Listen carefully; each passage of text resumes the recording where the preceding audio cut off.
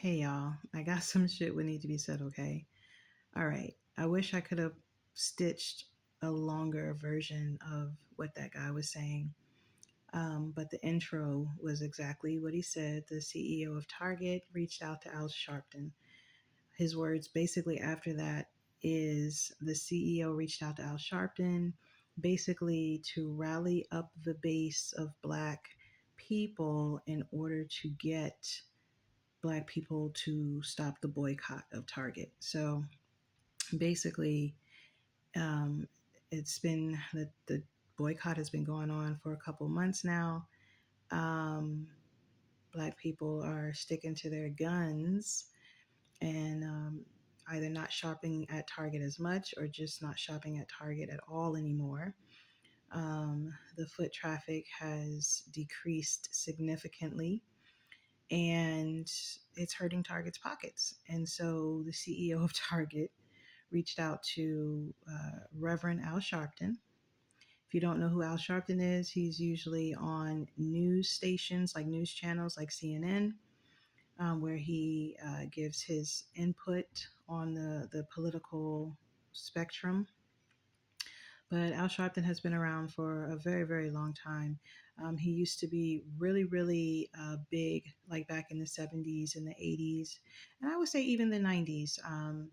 Uh, Working alongside presidents. He was a reverend, but he was very much in the spotlight with regards to politics, with regards to getting justice for Black people, when there was injustice, him and Jesse Jackson. So if you see Reverend Al Sharpton, like back in the 70s and the 80s, more than likely you'll see him standing next to, Jesse Jackson. Um, so basically the guy was saying that, that's not going to work this time around, like back in the day, which wasn't even that long ago, right? Maybe 50 something odd years ago. It may have worked then, but he was basically saying it's not going to work now. And it reminds me, y'all, like this whole boycotting thing and,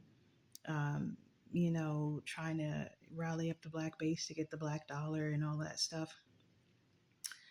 It reminds me of what happened back in the 1960s with regards to Woolworth, which was a big chain retail store years ago, right? Woolworth is still around, it's just not in America anymore. Now, luckily, we've gotten past the whole, silent protests where, violence erupts due to fierce segregation, of a specific public space, right? Um, you know what I mean. We've gotten away, but we haven't gotten away, but we've gotten away, is what I'm trying to say. Because back then with Woolworth, there was something called the Greensboro Five, where there were these American Indian kids or young adults, I'll say, and they did silent protests at the Woolworth's lunch counter, right? And they did it between February to July of 1960, right? Just silent protests where they would go, they would sit at the lunch counter and they would ask to be served. Now, this was a segregated lunch counter for whites only, but they felt that they should have been able to take up space in these public places, right? And so they went and they did their silent protests, and it got coverage, right? It made like national news because of the violence that it brought on, right? Because it was like, there's still fierce racism now, but the racism was fierce back then too. It's just that we didn't have all the social media back then that we have now. So just think about that, how fierce it had to have been for it to make international news back then when there was just like newspapers and a few TV channels, right? So all in all, the Woolworths retail chain decided to desegregate the lunch counter July 25th of 1960. And so the silent protests worked in the end, right?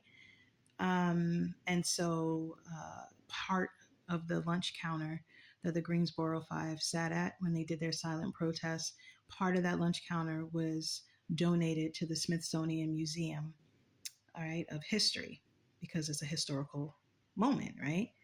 Which is what the current president is trying to erase. But anyway, so in 1993, Woolworths closed down in Greensboro, North Carolina. Eventually, Woolworths closed down altogether because of Black um, anger, I would say. Black anger. It really showed how powerful the Black dollar was back in the 1960s because Black people stopped um, buying at Woolworths, right? Which ultimately caused it to go bankrupt, which is ultimately why it had to shut down because they just lost business, period, right? Um, and I guess because of the stigma too, right? Maybe some white people, even decided to boycott it and not shop there or eat there anymore because of it, right? So eventually it shut down. It got a bad rap, and so when it shut down, um, it just changed to it just like rebranded and changed to something else. A lot of people don't know, but Woolworths changed to Foot Locker and East Bay. So it decided to go the sporting route, right? So that they could still get the Black dollar and keep the Black dollar. A lot of people don't know that Woolworths is Foot Locker. So when you go to Foot Locker and you buy your sneakers, that's like Woolworths, basically. It's just, behind the scenes. They're just keeping it behind the scenes. And if you get East Bay magazines with like sports outfits and sports shoes and things like that, that's a part of Woolworths too. Now, Woolworths is actually up and running and doing very good business in other countries. I remember when I visited Mexico, Puerto Vallarta, Mexico, I was walking down the street and I ran into Woolworths. And I was like, oh shit, Woolworths is in Mexico.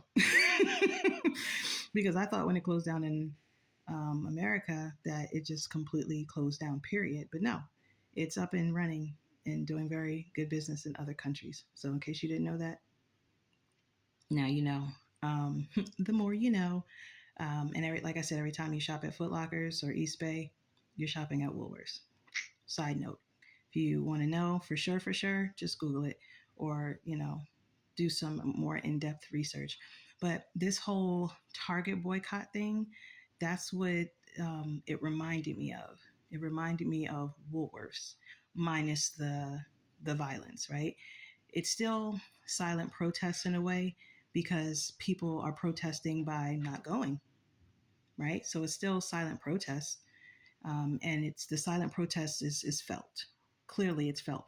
It has to be felt if the CEO of Target is reaching out to Al Sharpton for him to rally up the Black base to get the Black dollar back to the store. And like I said, all that does is just shows how powerful the Black dollar really is, or the American Indian dollar really is.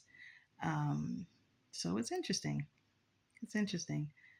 I think I'm going to attach the link to the video of this young man in the very beginning so that you can hear everything that he has to say in its entirety because it's interesting and it's important. And yeah, thoughts, y'all? Comments?